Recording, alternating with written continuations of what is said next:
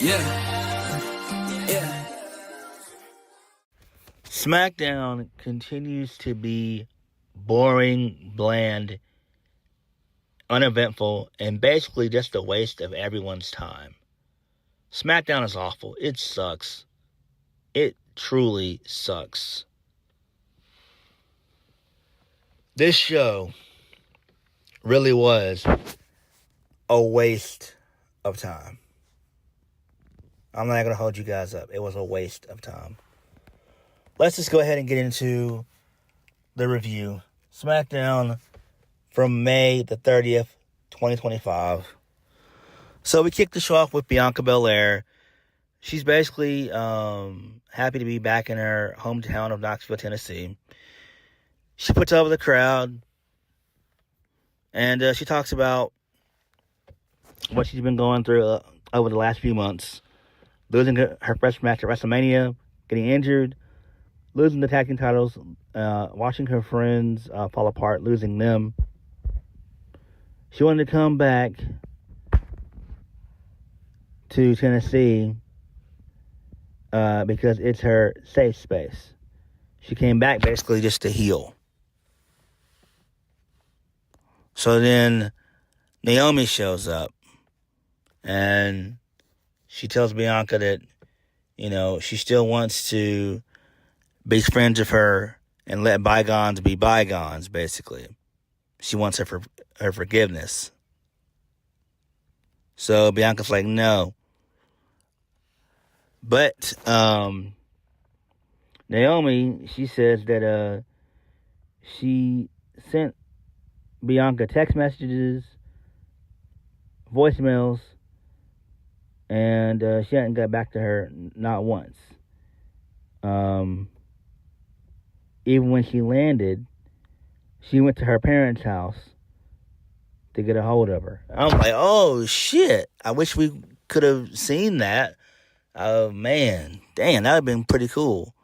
So, Naomi says that she went by...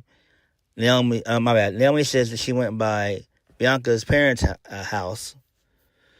But unfortunately, nobody was there. So she let herself in. She said that she went through her photo albums, the ones that were on the coffee table. In those photos, you just look so freaking happy. And it reminded me of how it was when we were together as a tag team and being tag team champions. That was great. I really do wish that Triple H would have been smart enough to actually book a backstage, well, not backstage segment, but an actual segment that took place at Bianca Belair's house where Naomi, she kind of just barges in, she's looking around, and we see, the photo album and everything, and, basically she starts to cry or whatever, rips it up, then maybe she's confronted by Bianca's parents, and maybe her parents and Naomi have some words, and then maybe Naomi probably, well, this is what I would do if I was booking it. Let's say Naomi slaps Bianca's mom and kicks her dad and basically in the nuts. I would do something like that. That would get her major heat. You know what I'm saying? Like that made her be a major dickhead. That's what I would have went for. So there's that. But that's what I would have done. So this really enrages Bianca. Bianca says she's going to make one thing perfectly clear.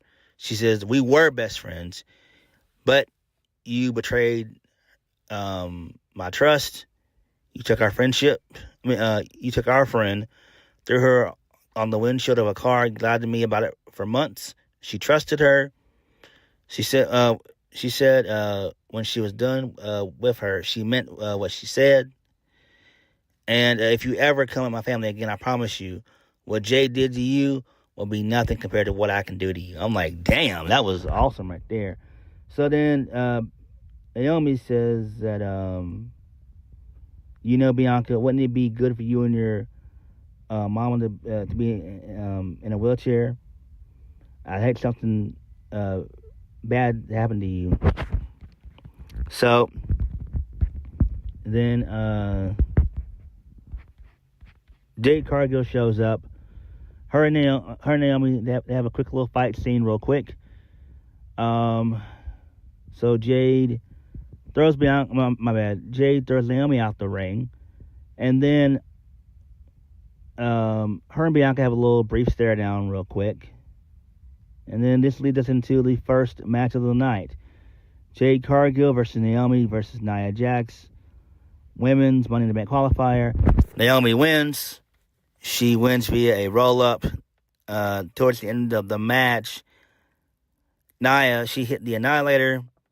And she was going for Naomi, but she ducked out the way. And then Naomi ended up pinning Nia Jax because Nia Jax took out Jade Cargill with the Annihilator. So that was pretty cool there. Match itself was, it was all right. I mean, the crowd was definitely kind of into it towards the end. Like, they were into it. So, I mean, you know, this is okay, I guess. Do I really care about it in the long run? No, I really don't. I think it's safe to say that Naomi or Alexa Bliss, one of those two women, are going to win Money in the Bank.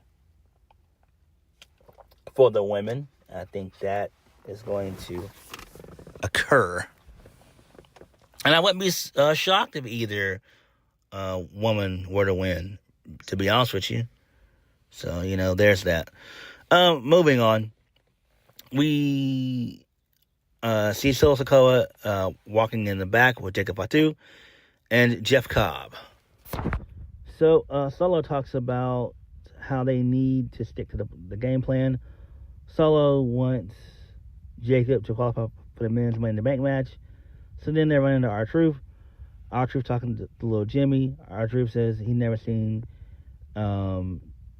Jeff Cobb a day in his life. R-Truth asks if JC is his my bad. R-Truth asks Solo if JC is his son. Oh shit. Oh shit.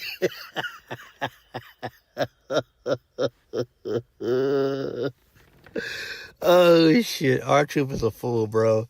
He's a fool, bro. So R-Truth, he calls Jeff Cobb a husky. R-Truth asks Solo if he can take Jeff Cobb to the ring and teach him a lesson. Solo has no problem with it. R-Truth says that Jeff Cobb is thick-boned and walks away. So Jacob wants to keep it 100. Solo and Jeff Cobb can handle their business with R-Truth alone. He's got to focus on the men's Money in the Bank qualifying match. You know what I mean? So, you know, that's pretty cool. R-Truth is funny when he wants to be. That was some good comedic gold right there. I love that shit. I mean, I hope R-Truth realizes that Jeff Cobb is like 14 years older than Solo Sikoa. Solo Sikoa is like late 20s. I'm saying like 27, 28. Jeff Cobb is 42. Oh, boy. Whew. Moving on. So the Secret Service, they're standing outside of Nick Aldis' office. So Chelsea Green, she's wearing a protective face mask. So Chelsea says that what happened on Saturday night's main event was a travesty. Chelsea claims that it was a hit job by that crooked Zelina Vega. Chelsea Green demands that Nick strips Zelina Vega out of the Women's U.S. Championship, suspend her, and hand the title back to her. Nick says that Chelsea can get a championship rematch down the road, but she's not medically cleared, so she'll have to wait. Nick tells Chelsea that he'll give Alba Fire a match with Zelina Vega later on tonight if she'll leave him alone. Okay, that's fine there. All right. I love me some Chelsea Green. Moving on. So Byron Saxton, he has a backstage interview with Tiffany Stratton.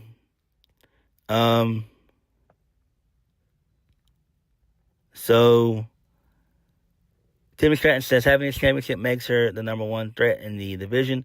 Let's be honest, Tiffany's always been a girl that people are obsessed with. Tiffany says that whoever cashes in on her will be making a huge mistake. So Naomi shows up. Naomi says that if Tiffany thought Nia Jax was a problem, she hasn't seen nothing yet. Naomi says that she's going to win the Money in the Bank and cash in for the championship whenever she wants, when she wants.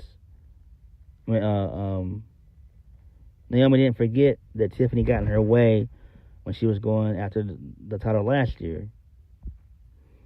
You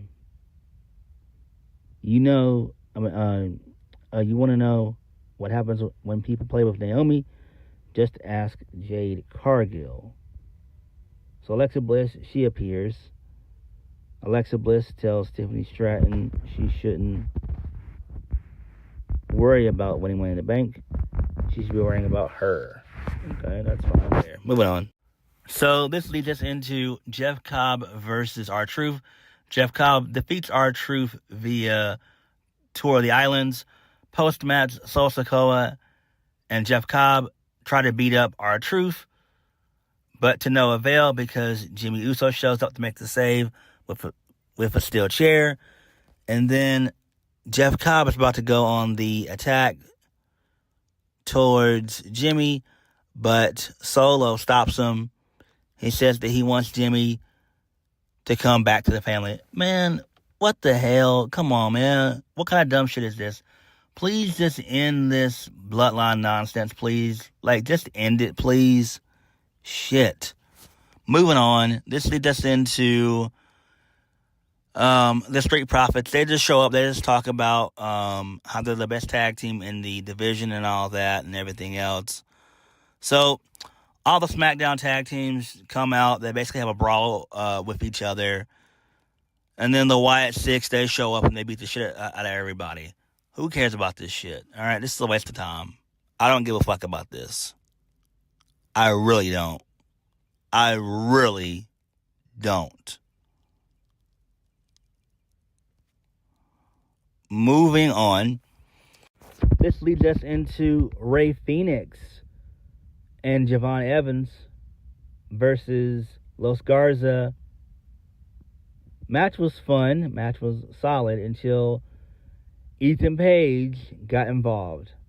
So there's that. And he cost Javon Evans the match. What the hell? Ethan Page should be on the main roster. So maybe this is a sign that he's going to be on the main roster. So that could be great. It could be a blessing in disguise. And I do think that he'll be on the main roster. I really do. But Javon Evans losing here, not a good look. I don't like that at all. I don't. I really don't. I don't understand why Phoenix couldn't lose. He's done it before. So it wouldn't have hurt him if he would have lost. But that's just me. But to be honest with you guys, I don't even think that Javon Evans should be in this situation. I don't. And again, he's not going to get caught up at all. It's going to be a while before he gets caught up. He's got a ton of shit to do in NXT. I don't think we'll see Javon Evans on the main roster until probably 2027 or 2028. One of the two. So, there's that. Moving on. So, this leads us into a vignette by Uncle Howdy. Uncle Howdy says that they won't stop until they until they get what they're owed. Okay, so I guess they're going to go after the tag team championships. Who cares? Because I sure as hell don't. Moving on, Zelina Vega. She defeats Alba Fire. I don't give a shit about this either. This is a waste of time. Who cares? My God.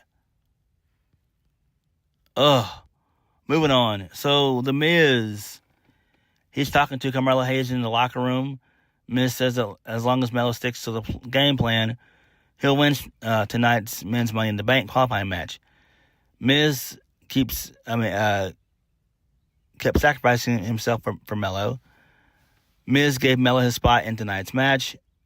Miz promises to guide Melo along the way of capturing that Money in the Bank briefcase. Melo reminds The Miz that there's no we. Melo says that he got himself in this position. Melo's going to run the play. What brought him to the dance is his talent. Melo is him. No, Melo, you're not, bro. You're not, man. You were him in NXT, but you sure as fuck ain't him on the main roster. Hell no, brother. Hell no. And it sucks, dude. I mean, it sucks because I'm a fan of Carmelo Hayes. I truly am. I'm a fan of Carmelo Hayes, right?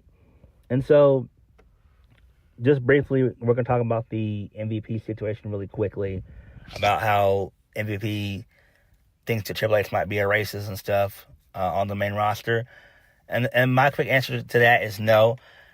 I think Triple H just wants to push his black and gold talent, and it's obvious. It's obvious. A lot of people have suffered under Triple H taking control. A lot of people have suffered. You know, look at Bianca Belair, because she used to be top. She used to be one of the top females. She used to run the division, and now she's, you know, doing really basically nothing right now. I mean, she's injured, but she's not doing anything. Carmelo, he's been on the main roster for close to a year now, or basically right at a year, and he's not doing jack shit. He's been eating a bunch of pins for a while now, and this is why I'm scared for guys like Obafemi and Trick Williams. I'm scared for these guys when they come up to the main roster. It literally scares me because Triple H just doesn't know what he's doing. Like, I think Triple H looks at it as, if you didn't spend time on the indies, if you weren't in black and gold NXT, then I really am not going to push you. I'll push you, you know, momentarily. But, you know, if you're a Vince girl or guy, I'm not going to fucking push you. So that's just what I get from it. Moving on. So this leads us into Zelina Vega. She runs into Julia backstage. Zelina sees Julia. No, my bad. Julia sees Zelina, but she also sees the U.S. Women's Championship. And so Zelina Vega gives Julia a side eye, and then she walks away. This is fine here. I know people lost their minds on Twitter and all that stuff, talking about, well, why does Julia want to go after the Women's U.S. Championship? Well, duh. She's not going to win Money in the Bank. Duh. I mean, it's the same thing with Rhea Ripley. Rhea's not going to win Money in the Bank at all. She's just there for star power. Julia's just there just to get her feet wet and, you know, in the match. They're not going to win. It's the same thing with Roxanne Perez. Like, come on. Like, start fucking thinking, please. Moving on. So we get a Julia promo. She says throughout her entire career, even back when she started in Japan, she had one goal. It's not to be the best. Everyone says that. It's hollow and empty. My goal is to be undisputed. You can love me or hate me. Admiration or disgust, it means nothing. But I'm impossible to deny. My opponent doesn't matter because I only view them as an opportunity to build upon my legacy. Evidence you cannot refute. Smackdown, you'll see. I will hit harder, move faster, think sharper, and conquer everything, just like I've always done. The question isn't who's going to let me get it. It's going to be who's going to stop me. If you can stop it, stop it. Nice. Okay, I like that. Pretty good little promo there. Really good shit there. I wish she just would have done that in Japanese. I mean, Julia, her English is okay. Oh, it's okay. All right, moving on. So this leads us into Damian Priest. He had a promo. He basically put over Drew McIntyre and you know, gave him his props for the steel cage, basically saying that we're done. And we moved on. We moved on past that. But now his focus is to go after basically Jacob Fatu. He says that he's going to handle business eventually. He just wants Jacob to leave his crew behind. So, he basically wants to be El Champion. Who gives a shit? So Jacob Fatu comes out. The two of them have a stare down, and this leads us into Jacob Fatu versus Carmelo Hayes versus Andrade, men's Money in the Bank qualifier. Andrade gets the win. So towards the end of the match, Jacob basically had the match won. He hit the moonsault. Then Solo got on the apron. He had some words with Jacob. He basically wanted Jacob to do a second moonsault. And then Jimmy took out Jeff Cobb. And they had a little brawl on the outside. And then this allowed for Andrade to hit the message for the 1, 2, 3. This was great. The match itself was good. I thoroughly enjoyed it. All three guys did well. It sucks that Carmelo Hayes lost, but hey, it is what it is. Andrade being in this is great. He's not going to win, but he's going to have a good showing in the match for sure. So good shit there. Good stuff there. Although, I do wish that Carmelo Hayes would get a push. Like, come on. Seriously. Please push him. But we'll have to wait and see. Like, if Carmelo, in my opinion, if he continues down this path, I could see him being released. I'm not going to hold you up. I could see him being released within a year. If his booking doesn't change, he's fucked. He's totally fucked. All right, moving on. So this leads us into Byron Saxton. He has a backstage interview with LA Knight. LA Knight is tired of the punching their ticket phrase. This will be his third consecutive year competing in the men's Money in the Bank match. It's anybody's game. What you need to understand is that the WWE title and the world title are in his sights. LA Knight has no problem in punching that ticket. So Aleister Black shows up. He gets a pretty okay reaction. Aleister Black says that victory was his last week. Black wishes LA Knight good luck in the men's Money in the Bank match. Okay, that's fine there. I do wonder what Aleister's going to do at Money in the Bank, if he's going to even be on the card. I doubt it, though. Moving on. So, Jacob Fatu, he's backstage just throwing shit around. He snaps on Solo Sikoa in the backstage area. He says for the last time, he doesn't need Solo's help. And I agree. But Jacob Fatu does not need to be a damn babyface. Jacob Fatu needs to be a bloodthirsty heel. That's who he needs to be. That's what he needs to be. Jacob Fatu is he's a dominant character. He is like Obafemi times like 2. Like, I don't get why Triple H wants to turn him babyface. I get the crowd loves to chant, you know what I mean, and all that stuff. I get it. All gas, no brakes. That shit is cool. But Jacob does his best work as a heel. So, that's just how I feel about it. Closing segment of the evening. Nothing really happens, basically. Cody Rhodes just comes out and panders to the crowd, saying that he's missed them and all that and everything else. He talked about his year as champion, you know, him facing AJ Styles and all that. And he talked about the final boss, The Rock, and everything else, and how he sold his soul and all that. He mentioned stuff about John Cena. Then he said he has a big surprise for us. And guess what? The surprise was awful. It turned out to be Jey Uso. And they yeeted for like 15 minutes. Enough of this Jey Uso shit. Fuck this shit. Fuck this yeeting shit. Alright? Fuck it.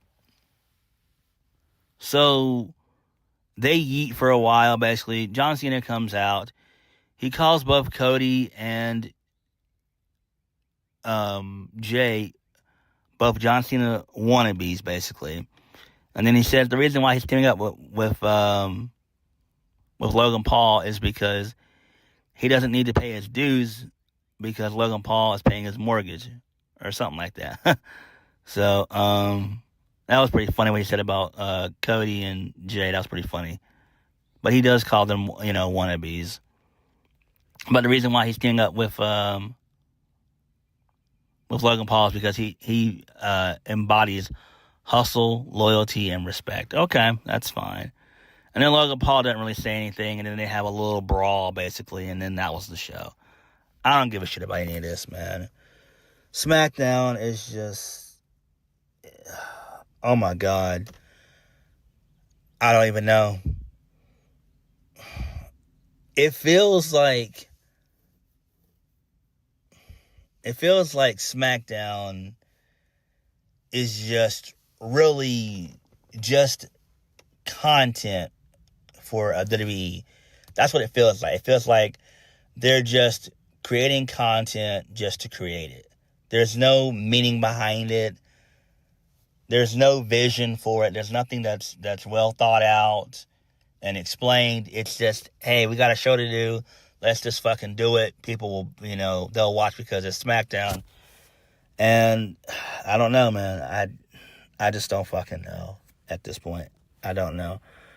SmackDown, as per usual, sucks.